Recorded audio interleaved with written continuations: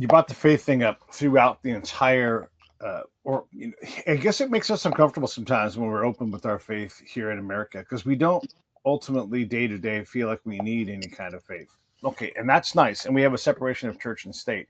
The reality is when you go abroad, uh, when I always use these examples because they're just going to still be great examples. But the Islamic Republic of Afghanistan was what the country was named when we were there, right? It's in the damn name of the country.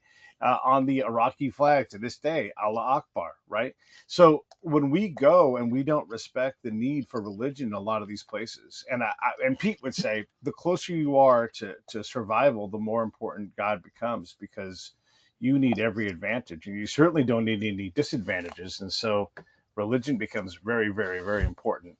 What do you think about that position where just because we have a separation of church and state and don't have a faith leading kind of life that we have to live here? I mean, people can live their entire lives in America, be 100% fine, make a ton of money, have great lives, and never set foot in a church, right? But that is not the case in a lot of the rest of the world. Well, I think there's two parts for me anyway about that question. One part is the rest of the world. There's a really good book called The Religion and the Art of Statecraft. And one of the case studies in this book was the CIA made a study of the Ayatollah Khomeini that eventually took over Iran. And the basic premise was the Ayatollah is a crazy, rabid religious nut and Islamic crazy guy.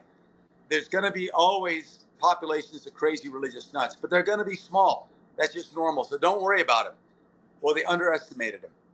And the Iranian Revolution, Muslim Revolution, kicked out the Shah, took over the country, took Americans hostage.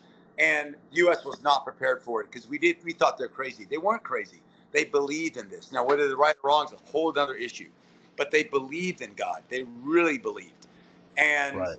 so I think that we ignore religion at our peril, even if we're atheists, because other people believe it. They're not kidding about it.